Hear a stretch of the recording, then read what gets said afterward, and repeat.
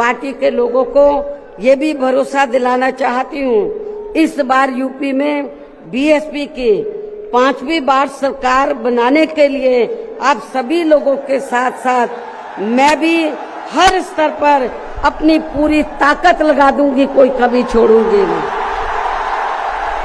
और इसके लिए इस बार मैं कोई कमी छोड़ूंगी नहीं, ये मेरा आज पार्टी के लोगों को वायदा भी है। दोस्तों नमस्कार, एमटी टॉक शो में आपका स्वागत है। जैसा आप सभी लोगों ने देखा कि 9 अक्टूबर को मानवर कांसीराम की जयंती पर बहन जी ने, बसपा अध्यक्ष बहन जी ने एक विशाल रैली का आयोजन किया और संबोधित किया। वो विशाल रैली, वो जनसमुद्री रैली इतनी जबरदस्त रैली कि हर बार बहुजन समाज पार्टी अपनी रैली का रिकॉर्ड खुद तोड़ देती है। और इस बार भी लगभग लखनऊ में 15 लाख लोग पहुंचे थे बहन जी को सुनने के लिए। बहुत दिनों के बाद, लगभग 9 साल बाद कहा जाता है कि ऐसी रैली का आयोजन बहुजन समाज पार्टी ने किया कि पूरा लखनऊ जो है वो पूरी तरीके से नीला हो गया। बहुजन समाज पार्टी के संस्थापक मानवर कांसीराम का कटआउट लेकर के, आकाश आनंद का कटआउट लेकर के, मायावती का कटआउट लेकर के अपने हाथों में लोगों ने रैली को सफल बनाया और जो है उत्साह वर्धन, पूरी उत्साह के साथ लोग जो है रैली में शामिल हुए। इतनी बड़ी रैली होने के बाद जाहिर सी बात है कि सबको, चाहे वो भाजपा हो, चाहे वो समाजवादी पार्टी हो, चाहे कांग्रेस हो, सबको जो है खलबली मच गई। सबके दिमाग में खलबली मच गई कि इतनी भीड़ मायावती के कहने पर आई, जबकि बहन जी की सरकार 2012 से नहीं है, 2007 से 2012 तक थी, लेकिन 2012 के बाद बहुजन समाज पार्टी की सरकार नहीं है। बहुजन समाज पार्टी के रैली में जाने के लिए लोगों ने एक दूसरे से इमोशनल अपील किया और कुछ लोगों ने तो लिखा कि बहन जी को संबोधित करते हुए लिखा कि बहन जी, आपको समाज से बड़ी उम्मीद है और आप समाज की नेता हैं, आप समाज के लिए कुछ करिए। और मायावती ने जो है यह रैली करके दिखा दिया कि बहुजन समाज पार्टी की ताकत क्या है। लेकिन इन रैली के पीछे जो है तमाम मीडिया के लोग, जब लोगों ने देखा खरी इतनी बड़ी रैली हो गई, ये तो जो है सारे रिकॉर्ड तोड़ दिए और जनता जो है वो मायावती के आह्वान पर जो है आज जुटने को तैयार है, कुछ भी करने को तैयार है, तो सबकी सांसें फूल गई और मीडिया निगेटिव प्रचार करने लगी। मीडिया निगेटिव प्रचार क्या करने लगे कि मायावती ने भारतीय जनता पार्टी की तारीफ कर दी, मायावती ने भारतीय जनता पार्टी की तारीफ कर दिया और ये भाजपा की रैली थी, भाजपा प्रायोजित रैली थी, ये तमाम चीज़ें कहने लगे। और मायावती की पार्टी, बहुजन समाज पार्टी को भारतीय जनता पार्टी की बी टीम तो आज से नहीं, जमाने से कह रहे हैं और इसमें भी कहने लगे।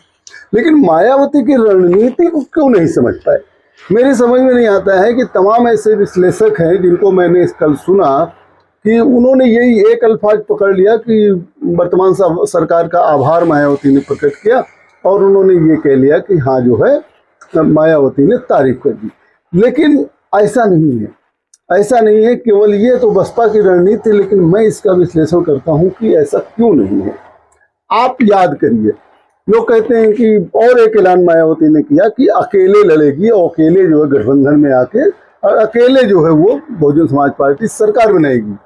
यहाँ तक कि मायावती ने जो है ऐलान किया और वायदा किया अपने लोगों से कि अगली सरकार उनकी बनेगी। इन सारी बातों पर मैं बातचीत करूँगा। आप जो है चैनल में अंत तक बने रहें, वीडियो को लाइक कर लें, शेयर कर लें और सब्सक्राइब जरूर कर लें, जिससे हमको ताकत मिलती है। मैं बताता हूँ कि मायावती कैसे मुख्यमंत्री बनेगी, बसपा की कैसे सरकार बनेगी और उनकी क्या रणनीति रही है और किस तरीके से जो है मनुवादी मीडिया कह लीजिए या जो भी आप मीडिया का नाम देना चाहें, गोदी मीडिया कह लीजिए या जो भी टीवी पुरम कह लीजिए, इन लोगों ने क्यों इस तरीके की बातें की कि मायावती ने भारतीय जनता पार्टी की तारीफ कर दी।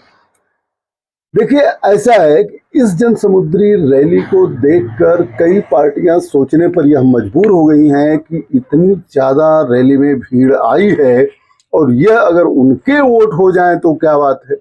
बहन जी के कहने पर लाखों लाख लोग जो है वो लखनऊ में जाम हो गए, वो भी मानवर साहब की श्रद्धांजलि सभा में।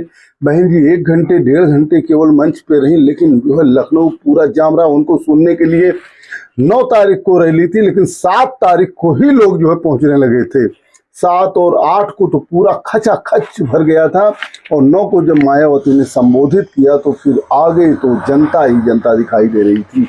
या तो इतनी भीड़ जो है महाकुंभ में हुई प्रयागराज में, या तो जो है मायावती के आह्वान पर कांसीराम की पुण्यतिथि पर जो है ये रैली आयोजित हुई। जो है ये राजनीतिक रैली नहीं थी, लेकिन मायावती ने तमाम राजनीतिक संदेश दिए। अब बात करता हूं मैं भाजपा के तारीफ की, समाजवादी पार्टी पर हमले की और सरकार बनाने के दावे पर। देखिए ऐसा है कि क्या कहते हैं कि मायावती ने एक सिंपल कंटेस्ट में बोला कि भाई जब समाजवादी पार्टी की सरकार थी तो उसने जो है स्मारक की देखरेख के लिए काम नहीं किया, और भारतीय जनता पार्टी की जो वर्तमान सरकार है उनकी अपील पर उसने जो है स्मारक के लिए जो टिकट मिलता है उसके पैसे का उपयोग स्मारक की देखरेख के लिए किया। इसलिए उन्होंने सरकार का आभार व्यक्त किया। तो सबसे पहले तो आप यही सुन लीजिए कि बहन जी ने जो है किस कंटेस्ट में और क्या बातें कही, तब मैं आगे आपको बताता हूँ। कि इनके सम्मान में बनाए गए इस स्थल के कुछ हिस्सों की समय से मरम्मत नहीं होने की वजह से आप लोग भी पिछले कुछ समय से यहाँ इनकी प्रतिमा पर अपने पुष्प अर्पित नहीं कर पा रहे थे। लेकिन अब यहाँ मरम्मत का अधिकांश कार्य पूरा हो जाने के बाद इस बार मेरे साथ साथ आप लोग भी भीड़ के मामले में अपना पिछला खुद का सभी रिकॉर्ड तोड़ते हुए, भीड़ के मामले में अपना पिछला खुद का सभी रिकॉर्ड तोड़ते हुए यहाँ लाखों लाखों की संख्या में इस स्थल पर मान्यवर श्री कांशीराम जी को अपने श्रद्धा सुमन अर्पित करने के लिए पहुंचे हैं, जिसके लिए पार्टी आपकी बहुत बहुत आभारी है। साथ ही वर्तमान राज्य सरकार की भी बहुत बहुत आभारी है, और इसलिए आभारी है क्योंकि इस स्थल को देखने वाले लोगों के टिकटों का इकट्ठा हुआ पैसा पूर्व की रही सपा सरकार की तरह वर्तमान भाजपा की राज्य सरकार ने इसे दबाकर नहीं रखा है, बल्कि पार्टी के आग्रह करने पर इसकी मरम्मत करने पर पूरा खर्च किया है। तो आपने देखा एक संबंध था कि जो है सपा सरकार जो है टिकट का पैसा जो अन्य मदों में खर्च कर देती थी, देख रेख नहीं करती थी, लेकिन और जो है क्या कहते हैं कि वर्तमान सरकार ने बसपा की अपील पर इसको जो है संरक्षित रखा। इसीलिए उन्होंने वर्तमान सरकार को धन्यवाद दिया। अखिलेश यादव ने इस पर पलटवार किया, और अखिलेश यादव ने तो जो है भाजपा की बी टीम बता दिया, आंतरिक गठबंधन भाजपा से बता दिया। चलिए अखिलेश यादव के प्रेस कॉन्फ्रेंस में अखिलेश यादव ने क्या कहा उसको भी मैं बता दूं। तो इसका मतलब यह है कि अंदरूनी सांठगांठ अभी जारी है, और मैं आपको याद दिला दूं, उनके अलावा अगर प्रतिमा किसी ने उनकी खुद की लगाई तो मैंने लगवाई, और हालांकि on the floor of house जब उस समय बहुजन समाज पार्टी के लीडर ऑपोजिशन या उस समय जो सवाल उठते थे मेंटेनेंस को लेकर के, रखरखाव को लेकर के, ऑन रिकॉर्ड आप लोग चेक कर सकते हैं, ऑन रिकॉर्ड, कि समाजवादी पार्टी की सरकार में पूरा का पूरा मेंटेनेंस और रखरखाव के लिए एलडीए को निर्देश दिए गए थे। और यहां तक जब एक दिन मैंने देखा, जब मैं एयरपोर्ट जा रहा था, कि यहां पर खजूर के पेड़ सूख गए हैं। जो खजूर के पेड़ लगे थे बाउंड्री पर, और अंदर वो सूख रहे हैं, और कई पेड़ सूख गए हैं उसके अंदर। तो उन पेड़ों को बदल करके अच्छे पेड़ों को लगाने का काम, जिसमें वाशिंगटोनिया और एक पेड़ क्रोसिया, आप देख लेना, जब आप राइट टर्न मारेंगे एयरपोर्ट के लिए तो राइट टर्न पर सभी पेड़ खजूर के सूख गए थे। जितने पेड़ लगे वो क्रोसिया के लगे, और जहां जहां पेड़ सूख गए थे वहां क्रोसिया के लगे होंगे और अभी फ्लावरिंग देखे रहे होंगे, या फिर हो सकता है 15-20 दिन बाद आप उन पेड़ों पर फ्लावरिंग देखेंगे। और वो ऐसे ट्रीज हैं कि पत्तियां गिर जाती हैं और केवल फूल रह जाते हैं। और सदन में on the floor of house मैंने कहा था कि उनके फूलों का रंग भी पिंक है। अखिलेश यादव की राजनीति लाजमी है। अखिलेश यादव यह बात इसलिए कहेंगे कि वो जो पीडीए का नारा लेकर चल रहे थे, पीडीए में उनको खतरा है कि मायावती की इस रैली को देखते हुए डी उनसे अलग हो सकता है, दलित समाज अलग हो सकता है, जिसका वोट जो है मायावती का वोट था और वो जो है समाजवादी पार्टी को ट्रांसफर हुआ। लेकिन मायावती ने सवाल उठता है कि भारतीय जनता पार्टी सरकार की तारीफ की, लेकिन अखिलेश यादव के सरकार के ऊपर हमला किया। उन्होंने कहा कि जब सपा सरकार थी तो उन्होंने मानवर कांसीराम के नाम से जितनी योजनाएं चलाई थी उन सबका नाम भी बदल दिया, योजना भी लगभग बदल दी, यहाँ तक कि एक जिले का नाम कांसीराम जी के नाम पर रखा था। और सरकार ने जो है क्या कहते हैं, सपा की सरकार ने उस जिले का नाम भी बदल दिया। बात यही नहीं थी, क्योंकि इतना होने के बाद, स्टेट गेस्ट हाउस कांड होने के बाद भी मायावती ने 2019 लोकसभा चुनाव में समाजवादी पार्टी से गठबंधन किया था। ये सारी बातों को सहते हुए, इसी बात को लेकर के तमाम विद्वान कहते हैं कि भाई जब सपा सरकार इतनी खराब थी तो आपने 2019 में गठबंधन क्यों किया। अब मैं आपको इंटरनल स्टोरी बताता हूँ। हुआ ये कि जब मायावती ने समाजवादी पार्टी से लोकसभा में गठबंधन किया तो समाजवादी पार्टी ने चालाकी क्या किया, मुलायम सिंह पर जितने केस थे बसपा की तरफ से स्टेट गेस्ट हाउस कांड को लेकर के, सबसे पहले तो सपा ने जो है उस केस को वापस करवा दिया और जो है केस समाप्त हो गया जो उनके ऊपर चल रहे थे। अब आप बताइए, सबसे पहला लाभ तो समाजवादी पार्टी ने ये कर लिया। फिर उसके बाद समाजवादी पार्टी के ऊपर बहन जी ने आरोप लगाया कि उनके वोट नहीं ट्रांसफर हुए, हमारे वोट ट्रांसफर हो गए, और विधानसभा में उन्होंने गठबंधन नहीं किया। विधानसभा 2022 में गठबंधन न करने का यह नतीजा रहा कि समाजवादी पार्टी जो है वो मात्र 111 सीट पर सिमट गई। 6-7 पार्टियों के साथ उसके गठबंधन थे, फिर भी जो है समाजवादी पार्टी को गठबंधन के साथ केवल 126 सीटें मिली। मायावती ने जब 22 में गठबंधन नहीं किया तो बसपा का भी नुकसान हुआ। बसपा का यह नुकसान हुआ कि 403 विधानसभा सीट में केवल 1 सीट रसरा से बलिया के उमा शंकर सिंह चुनाव जीते। मायावती को जब लगा कि नहीं, गठबंधन की राजनीति करनी चाहिए, और तमाम लोगों ने ये भी कहा कि हाँ गठबंधन की राजनीति करनी चाहिए, लेकिन आप याद करिए 2022 के बाद 2024 लोकसभा चुनाव, लोग कहते हैं कि मायावती ने वर्तमान सरकार की तारीफ किया और अखिलेश सरकार पर हमला किया, कांग्रेस पर हमला किया और प्रो बीजेपी होने का आरोप लगाया। 2024 लोकसभा के दौरान यह पूरी तरीके से तय हो चुका था, कांग्रेस चाहती भी थी कि इंडिया अलायंस में जो है बहुजन समाज पार्टी आए, लेकिन सबसे पहले विरोध अगर किसी ने किया था तो वो समाजवादी पार्टी ने किया था, रामगोपाल यादव ने किया था। यहाँ तक कि जो है अखिलेश यादव ने एक प्रेस कॉन्फ्रेंस में कह दिया कि कांग्रेस बातचीत कर रही है, बसपा हो सकता है गठबंधन में आए। लेकिन क्या हुआ, लास्ट में जो है बहुजन समाज पार्टी को गठबंधन में नहीं लिया गया। अच्छा, अब आप बताइए, अगर बहुजन समाज पार्टी गठबंधन में होती तो 2024 में शायद भारतीय जनता पार्टी की सरकार ना होती।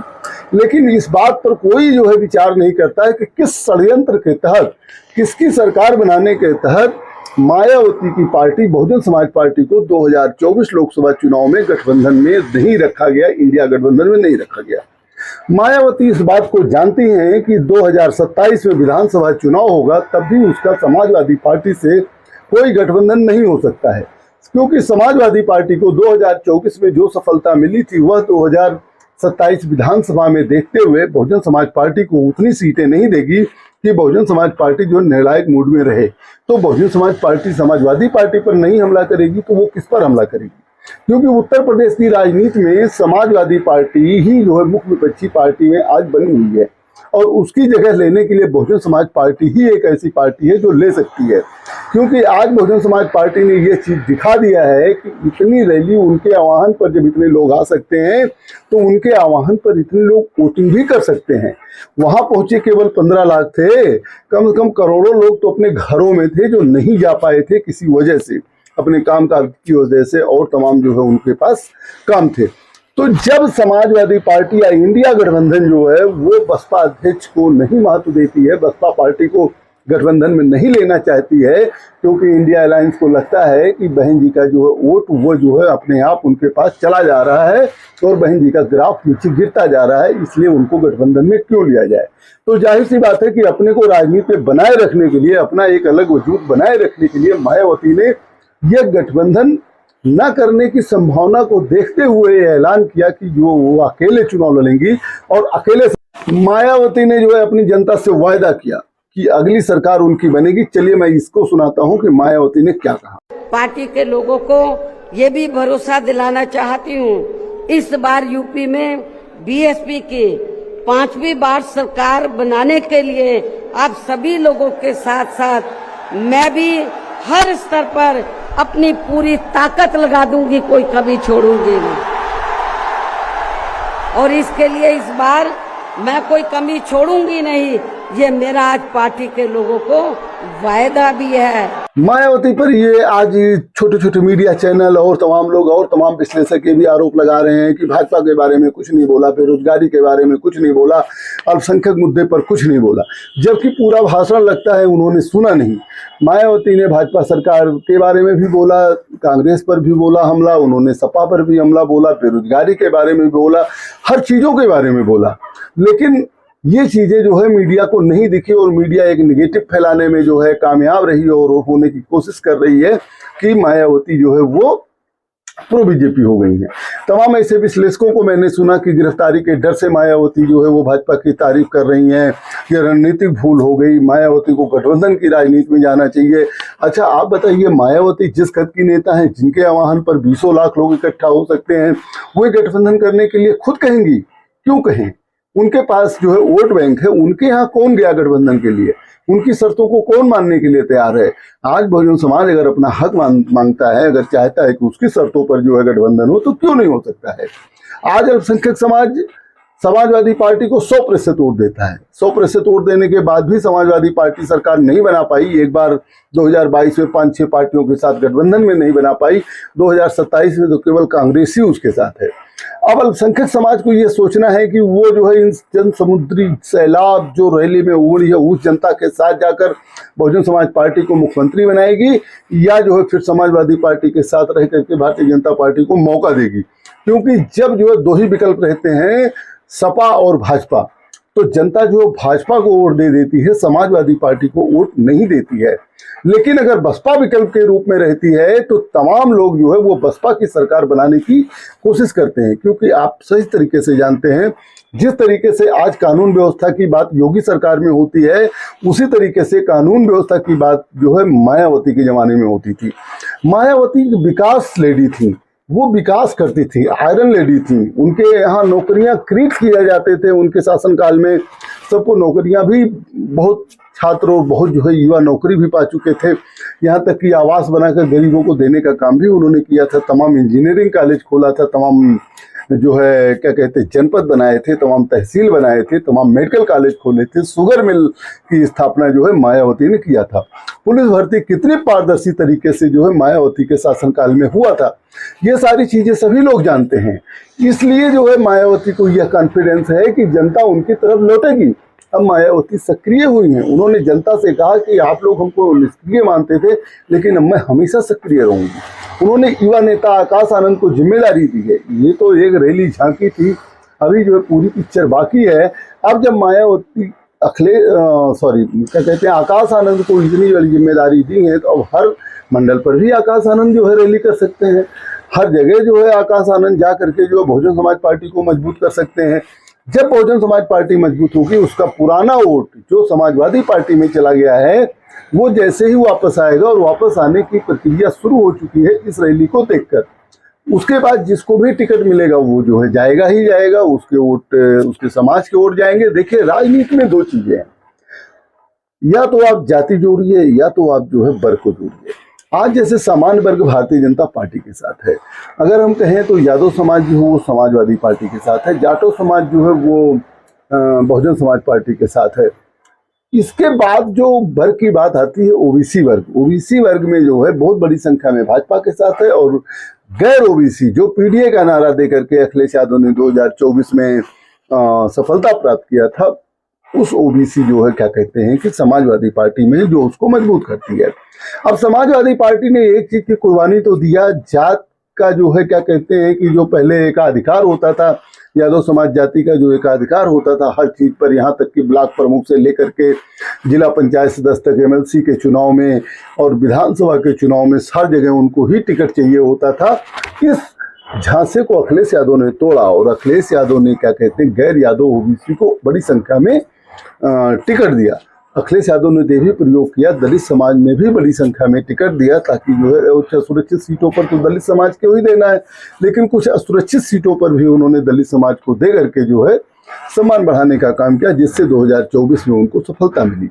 लेकिन मायावती को इस बात का तो डर है, मायावती के जो वोटर 2022 में थे वो उसमें से लगभग 10% वोट 2024 में खिसके, और वो कहाँ गए, वो सपा में गए, क्योंकि भारतीय जनता पार्टी के वोट परसेंटेज में कोई बड़ा बदलाव नहीं हुआ। वोट परसेंटेज जो उनका पहले था वही वोट परसेंटेज इस समय रह गया, लेकिन घटा किसका वोट, बसपा का घटा।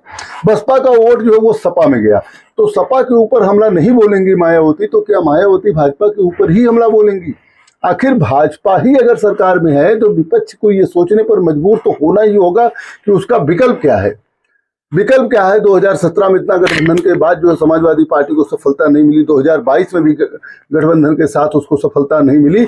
अगर 2027 में समाजवादी पार्टी को सफलता नहीं मिलती है तो फिर विकल्प क्या बचता है? विकल्प बहुजन समाज पार्टी ही उत्तर प्रदेश में बचती है। और इस स्ट्रेटजी को लेकर के आकाश आनंद को भी शुरुआती राजनीति को लेकर के जो है मायावती ने एक अच्छा फैसला किया है कि वो किसी से गठबंधन नहीं करेंगी। चलिए कि कितना होगा, क्या होगा, आखिर भाजपा की सरकार ही बन जाएगी, यही होगा ना। लेकिन कम कम बसपा की ताकत तो लोगों को पता लगेगी, जो आज गठबंधन में लेने के लिए नहीं तैयार है। जब होता है तब जो है बसपा को चुका हुआ मान लेते हैं, बसपा को समाप्त मान लेते हैं। लेकिन बसपा ने जो है इस रैली को कर करके जो है अपनी ताकत दिखा दी है। जो लोग कहते थे कि बसपा अब समाप्त हो गई है, उनमें जो है नई बसपा के कार्यकर्ताओं में नई ऊर्जा आई है, और साथ में उनका मुंह बंद हो गया है कि एक आह्वान पर लाखों लोग जो है वो लखनऊ में पहुंच के बसपा की रैली को सफल बनाते हैं। तो ऐसी कंडीशन में अगर मायावती ने भाजपा सरकार की तारीफ किया है तो केवल जो है एक काम के लिए किया है, उन्होंने जो है स्मारक को संरक्षित रखा। हालांकि अखिलेश यादव ने कहा कि मैंने जो है स्मारक में पेड़ लगवाए या क्या किए, कुछ किए, उन्होंने इस बात को इनकार किया जो बहुजन समाज पार्टी अध्यक्ष ने आरोप लगाए थे।